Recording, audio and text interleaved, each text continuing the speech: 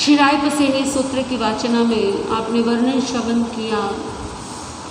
सूर्यावदेव ने प्रभु महावीर के दर्शन किए, भगवान की वाणी सुनी। प्रभु की वाणी सुन करके अपने संदर्भ में जिज्ञासा व्यक्त की कि मेरा भविष्य क्या हो। सूर्यावदेव के प्रश्नों से एक बात तो ज्ञात होती है कि सूर्यावदेव का जो संबंध है वो धर्म से रहा है, क्योंकि जिसके जीवन में धर्म होगा उसी के मन में जिज्ञासा आ सकती है कि मैं भव्य हूँ या अभव्य, मेरा मोक्ष होगा या नहीं है। जिसने कभी धर्म को जाना नहीं या जिसे मोक्ष की इच्छा ही नहीं है, वो कभी ये प्रश्न कभी पूछ ही नहीं सकता। ये प्रश्न भी वही कर सकता है जिसके हृदय में मोक्ष जाने की अभिलाषा हो, तीव्र इच्छा हो। मोक्ष जाने की इस तीव्र इच्छा का नाम संवेग है।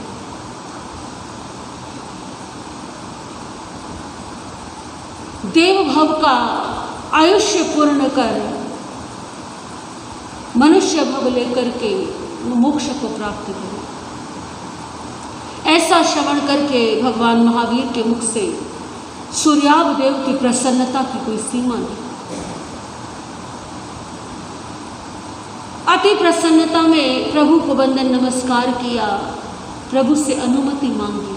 प्रभु, मैं आपके समक्ष इस सभा में 32 प्रकार के नाट्य कला का प्रदर्शन करना चाहता हूँ। ये प्रदर्शन कोई शक्ति का, वैभव का प्रदर्शन नहीं है, अपने देव भव के ऐश्वर्य का प्रदर्शन नहीं है। ये प्रदर्शन है भक्ति का, ये प्रदर्शन है आस्था का, ये प्रदर्शन है श्रद्धा का, ये प्रदर्शन है उस प्रसन्नता का जो मोक्ष जाने की बात सुनकर के से प्राप्त हुई। और इस प्रसन्नता को व्यक्त करने का ये माध्यम सूर्यावदेव ने चुना।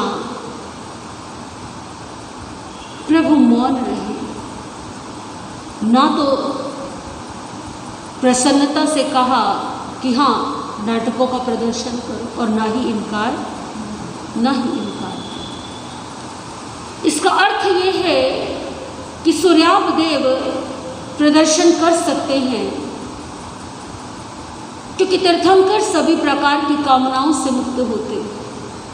उन्हें कोई इच्छा नहीं कि कोई देव उनकी सभा में, और ना ही उनके समक्ष नाटक हो रहे हैं इस बात से उन्हें अंतर पड़ता है। समर्थन फिर क्यों नहीं दिया?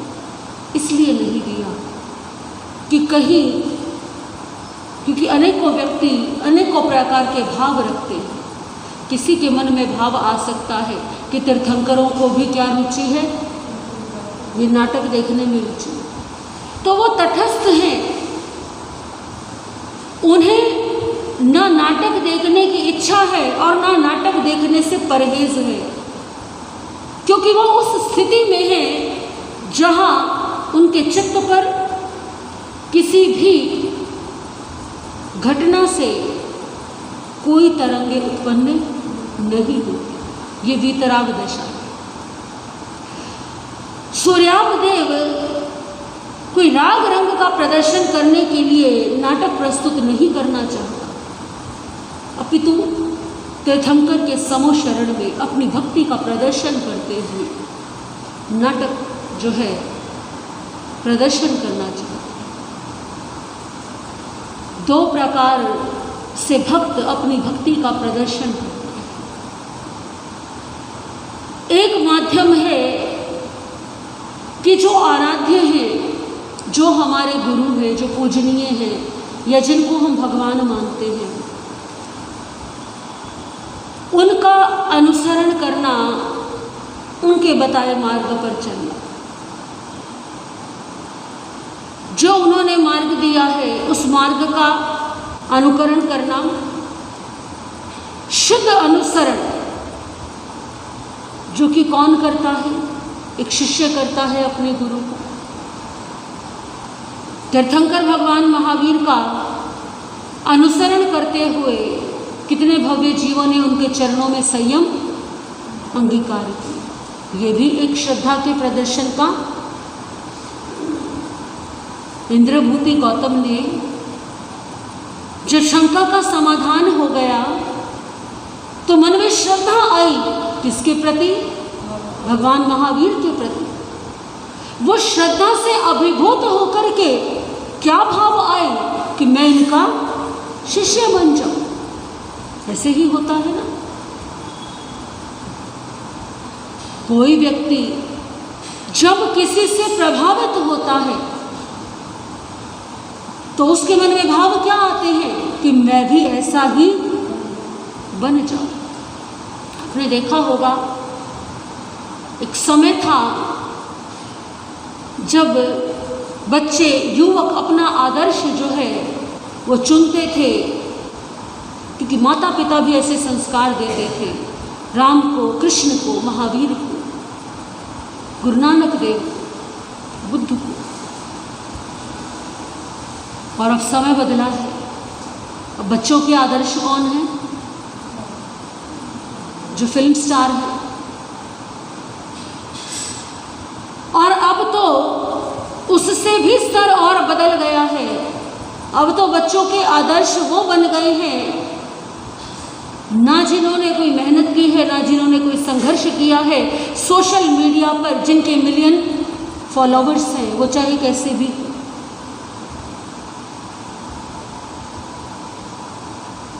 लेकिन जब किसी का आदर्श बदल जाता है तो जीवन बदल जाता है।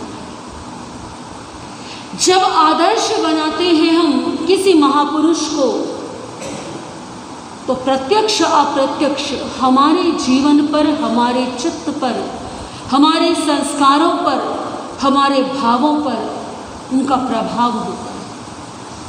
क्योंकि तभी तो हमने अपना आदर्श चुना। और यदि हमारे जो आदर्श हैं, ये जिनसे हम प्रभावित हैं, यदि उनके स्वयं का चरित्र अच्छा नहीं है, यदि उनका स्वयं का आचरण अच्छा नहीं है, तो परिणाम क्या होता है? आपने देखा होगा, कई बार कोई अभिनेता या अभिनेत्री कोई व्यसन कर रहा है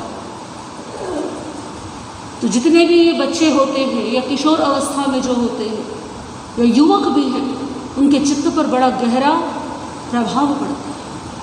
क्या पहना है उन्होंने, क्या उनके हाथ में है, क्या वो कर रहे हैं, कैसी भाषा का वो प्रयोग कर रहे हैं, ये सब हमारे चित्त पर प्रभाव डालते हैं। जब व्यक्ति ने अपना आदर्श बनाया महापुरुषों को तो उसका जीवन भी श्रेष्ठ था। और जब आदर्श ऐसे लोगों को बनाया जिनका स्वयं का कोई जीवन नहीं, ये जो चकाचौंध दिखाई देती है ये केवल बाहर है। बच्चे इससे प्रभावित हो जाते हैं, लेकिन उनके जीवन में भी फिर कैसे भाव आते हैं, ऐसा ही मैं भी करूं। क्योंकि व्यक्ति जिससे प्रभावित होता है सबसे पहले उसका अनुसरण करने की इच्छा उत्पन्न होती है।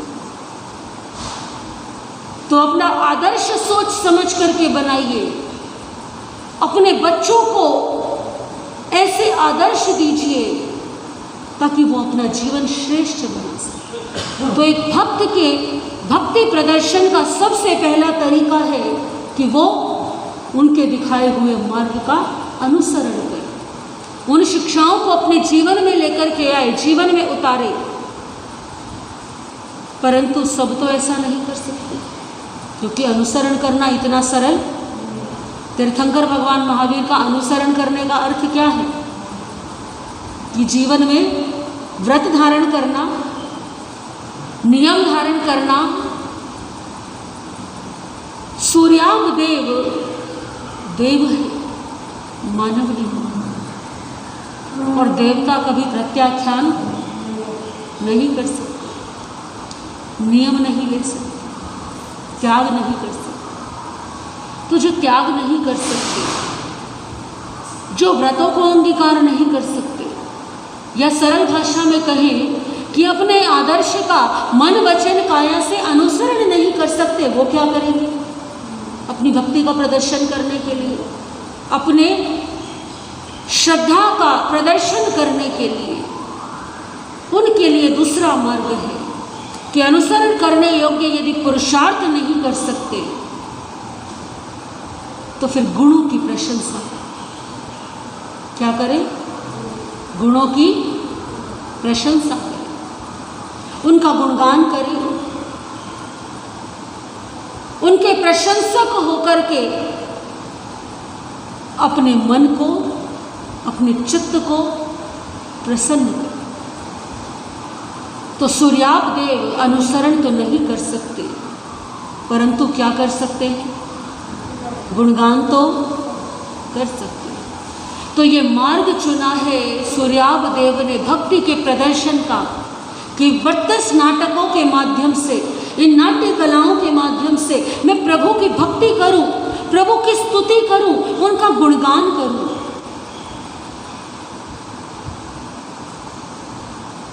गुणगान का ये भी मार्ग, भक्ति प्रदर्शन का ये भी मार्ग उत्तम है, क्योंकि जब कोई एक व्यक्ति गुणगान करता है उसमें सबके भाव क्या हो जाते हैं? जुड़ जाते हैं। कई बार आपने देखा होगा प्रत्येक व्यक्ति के लिए संभव नहीं होता, इतना मनोबल नहीं कि वो स्टेज पर आकर के या मंच पर आकर के कुछ बोल सके।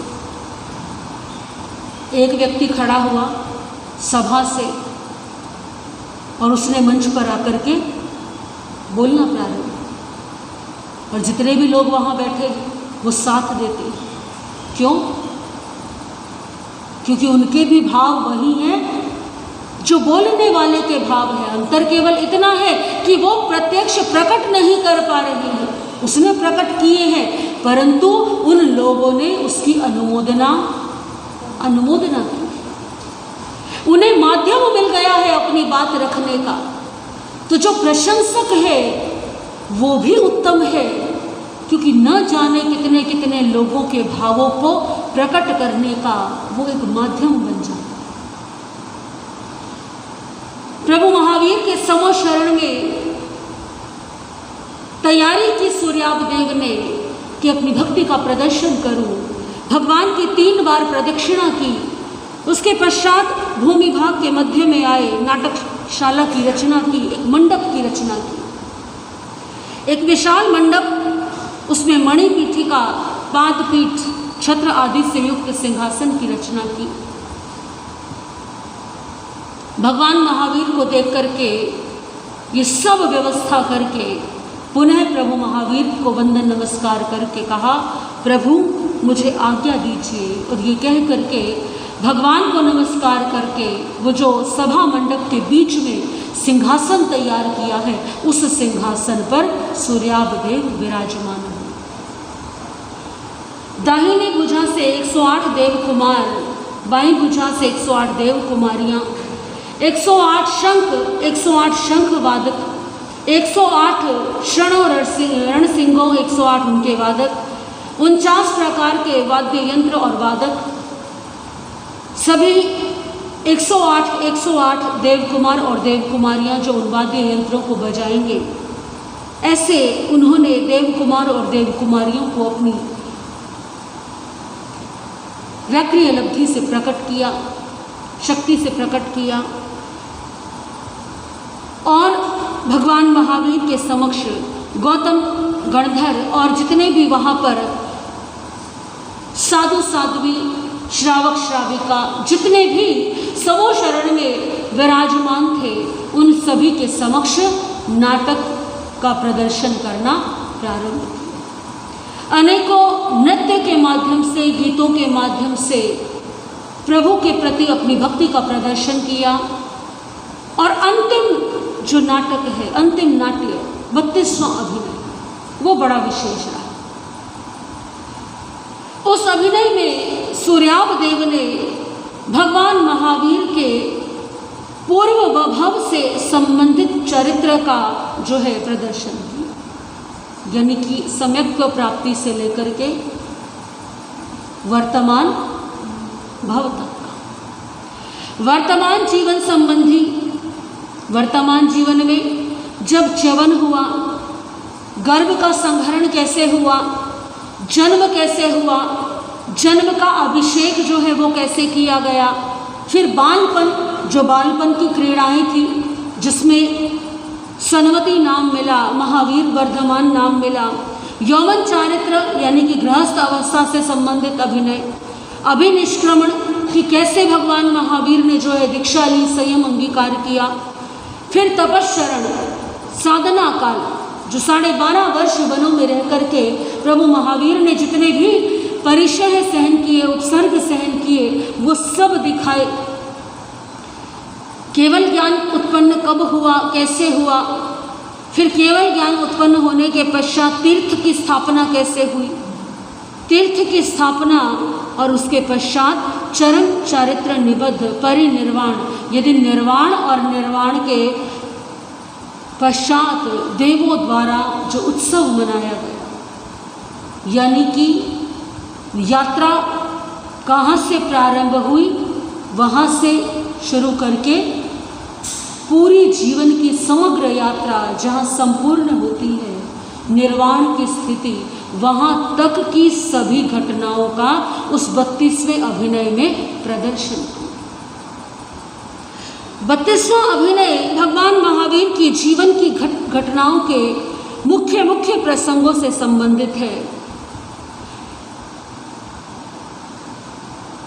क्या प्रयोजन था इसका? देखिए, तीर्थंकर भगवान महावीर ने कैसे साधना की, कैसे उनके जीवन में सम्यक्त्व प्राप्ति हुई, क्या क्या उतार चढ़ाव आए उनके जीवन की यात्रा में, ये सब जनमानस को पूरी तरीके से ज्ञात कौन बताएगा? प्रभु महावीर तो स्वयं बताएंगे नहीं। किसी व्यक्ति ने अपने पूरे जीवन में क्या क्या देखा है, क्या क्या घटनाएं घटित हुई हैं, ये कौन बता सकता है? या तो वो व्यक्ति बता सकता है जिसने सब कुछ अनुभव किया, या वो बता सकता है जिसने ये सब कुछ साथ रह करके देखा।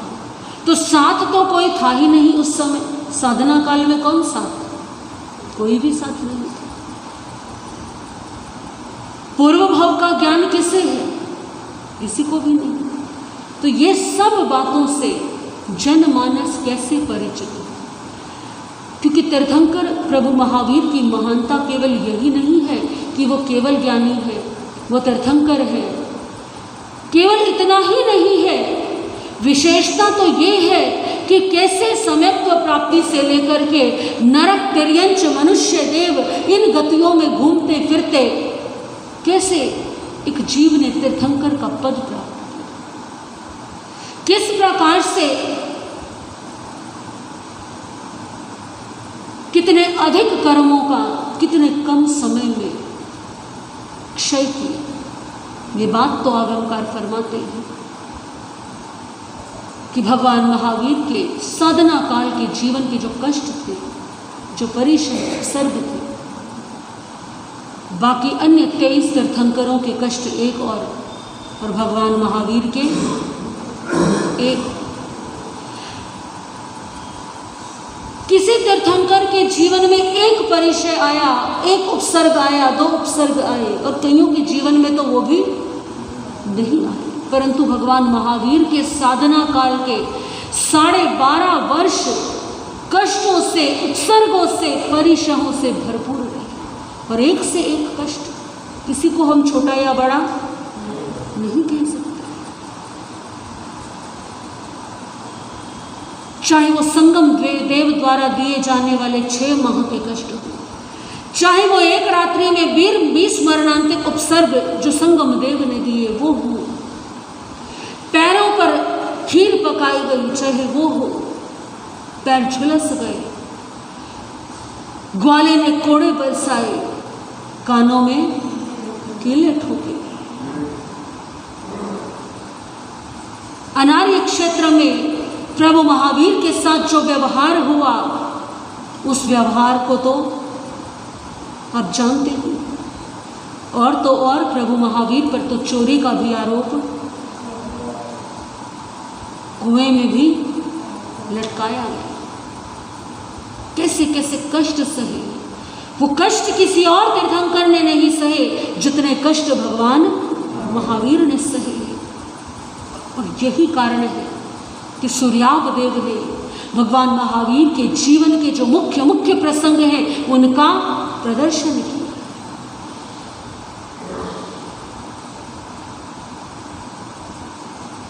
प्रभु के निर्वाण तक की सारी जो घटनाएं हैं सूर्याव देव ने प्रदर्शन की।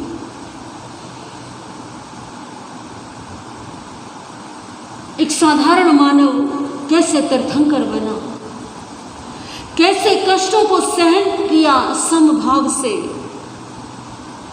भगवान महावीर के संपूर्ण जीवन चरित्र को गणधरों के, सामान्य जनमानस के, साधु साध्वियों के, श्रावक श्राविकाओं के समक्ष ला करके भगवान द्वारा सहन किए गए उपसर्ग और कष्टों का परिचय दिया, अपनी विनय भक्ति का परिचय दिया। नाटक पूरे हुए। सूर्याव देव ने वैक्रिय लब्धि की विकुर्वणा की। जितनी भी देव कुमार देव कुमारियां, वाद्य यंत्र, जितनी भी वस्तुएं, जितना भी जो शक्ति का प्रदर्शन करने के लिए, नाट्य कला का प्रदर्शन करने के लिए जो कुछ भी था, वो सब वापस अपने भीतर समेट लिया। प्रभु को वंदन नमस्कार किया, प्रभु से आज्ञा ली और जिस दिशा से आया था उस दिशा की ओर लौट।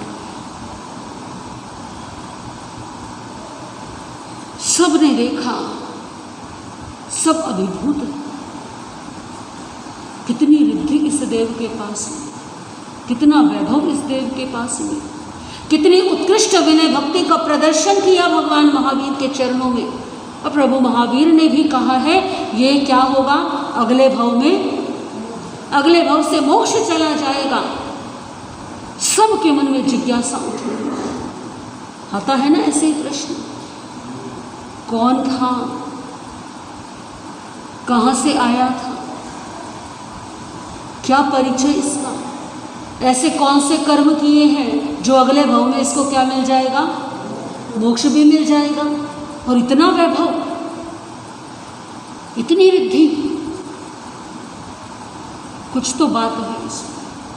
सबके मन की जिज्ञासा, उपस्थित जन समुदाय व साध्वियों के मन में जिज्ञासाएं उठने लगी। सब तो प्रश्न नहीं कर सकते प्रभु महावीर से, परंतु गौतम स्वामी उन सब का प्रतिनिधित्व करते हुए प्रभु के समक्ष खड़े हुए, हाथ जोड़े। प्रभु, ये सूर्याव देव की रिद्धि, वैभव, दिव्य देव द्वितीय, देव प्रभाव, ये कहाँ चला गया, कैसे? हालांकि गौतम स्वामी तो जानते हैं कि देवताओं के पास एक क्षमता होती है। रिद्धिधारी देव वैक्रिय लब्धि से किसी भी कोई भी कार्य कर सकते हैं, परंतु जनमानस को ज्ञात नहीं। जनमानस के मन में तो प्रश्न है, प्रभु ये कहाँ से आया, ये कैसे घटित हुआ कि सब सूर्याव देव से निकला और सब वापस उसी में समा गया। प्रभु ने उत्तर दिया कि जैसे एक कूटागारशाला यानी एक विशाल भवन जिसमें हवा आदि का भी प्रवेश नहीं हो सकता, एक विशाल जन समूह जो उस भवन के बाहर है, कल्पना करो कि आंधी आने वाली है और वह विशाल जन समूह किसमें प्रवेश कर जाए, उस विशाल भवन में, उस विशाल शाला में प्रवेश कर जाए, द्वार बंद कर दिए जाए, तो क्या बाहर से किसी को ज्ञात होगा कि कौन कहाँ चला गया? ये एक उदाहरण है। तो ऐसे ही जो सूर्यावदेव ने विकुर्वणा की थी, वो सारी की सारी रिद्धि वैभव सूर्यावदेव में वापस समा गई। कौन है ये सूर्यावदेव? कहाँ से आए थे? स्वधर्म देवलोक की पूर्व दिशा में तिरछे असंख्यात लाख योजन प्रमाण आगे जाने पर सूर्याभ विमान है। उस सूर्याभ विमान की जो लंबाई चौड़ाई है वो 12.5 लाख योजन, जो परिधि है वो 39,52,848 योजन की। ऐसे उस सूर्याभ विमान में ये विमान का अधिपति देव है। ये पूरा का पूरा विमान किसका है? ये उसका है। प्रभु सूर्याभ देव की भव स्थिति कितने की है? यानी देव में उसको जो आयुष्य है वो कितने का है? 4 पल्योपम। कितना? 4 पल्योपम की है। प्रभु सूर्याभ देव की सामानिक परिषद के जो देव हैं उनकी स्थिति कितने की है? उनकी स्थिति भी 4 पल्योपम की है। प्रभु मन में जिज्ञासा उत्पन्न हो रही है कि सूर्याभ देव को ये रिद्धि, ये वैभव, ये प्रभाव, ये कैसे प्राप्त हुआ? क्या सूर्याभ देव का क्या उसने दान किया, क्या आचरण किया, कौन से ऐसे पुण्य किए कि वर्तमान में भी रिद्धिधारी देव है और भविष्य में भी मोक्ष की प्राप्ति वो करेगा? प्रभु सबके मन में ये जिज्ञासा उत्पन्न हो गई। प्रभु महावीर ने सबकी जिज्ञासा को समझा और अब यहाँ से वर्णन प्रारंभ हो रहा है सूर्याभ देव के अतीत का। कौन था सूर्याभ देव? क्योंकि हर जीव की यात्रा कोई आज की यात्रा नहीं है। जो वर्तमान में दिखाई दे रहा है केवल वही सत्य नहीं है, वो जीव जो कर्म करके आया है वो भी सत्य है। प्रभु महावीर ने फरमाया, इसी अवसर्पिणी काल के चतुर्थ आर्य के समय में जम्बू द्वीप के भरत क्षेत्र में के कई अर्ध जनपद देश, उसके कई अर्ध जनपद देश में सेविया नगरी, शास्त्रों में 25.5 आर्य क्षेत्र बताए गए हैं और उनकी एक एक राजधानी का उल्लेख आता है। आर्य क्षेत्र कौन से होते हैं? एक होते हैं आर्य क्षेत्र, एक होते हैं अनार्य क्षेत्र।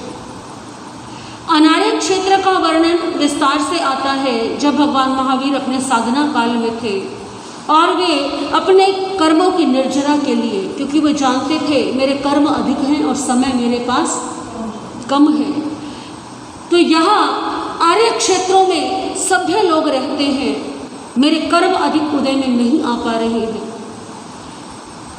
यहाँ कोई ना कोई मुझे जानता ही है, किसी ना किसी का परिचय निकल ही आता है। तो प्रभु ने अनार्य क्षेत्र की ओर विहार किया। अनार्य क्षेत्र के लोग, आप इसे सरल भाषा में समझिए कि उनमें सभ्यता नहीं होती, विवेक नहीं होता। इसे हम ऐसे समझ सकते हैं कि जैसे आपने सुना होगा कि कई आदिवासी जनजातियां होती हैं जो अपने कबीले में किसी को प्रवेश करने नहीं देती, और जो उनके कबीले में प्रवेश करे उसके साथ क्या करते हैं? मारना, पीटना या हत्या कर देना, बंदी बना लेना, अनुचित व्यवहार करना। क्योंकि शिष्टता क्या है, सभ्यता क्या है कि कोई अपने द्वार पर आया है तो वो हमारा क्या है? अतिथि है। कोई गांव में आया है तो गांव का अतिथि है। लेकिन जहाँ अनार्य क्षेत्र है, जहाँ असभ्यता है, वहाँ पर इस प्रकार का कोई विवेक नहीं है, कोई शिष्टाचार नहीं है। भगवान महावीर जब अनार्य क्षेत्र में विचरण करते थे तो वहाँ रहने वाले निवासी जो है वो उनके पीछे अपने श्वान को लगा देते थे, उन्हें डंडों से मारते भी थे, असभ्य आचरण करते थे। ये अनार्य क्षेत्र। तो 25.5 आर्य क्षेत्र कहे गए हैं, एक एक उनकी राजधानी। 25 पूर्ण आर्य क्षेत्र और केकई देश का आधा भाग आर्य था और आधा भाग अनार्य था। बौद्ध ग्रंथों में भी केकई देश का उल्लेख आता है।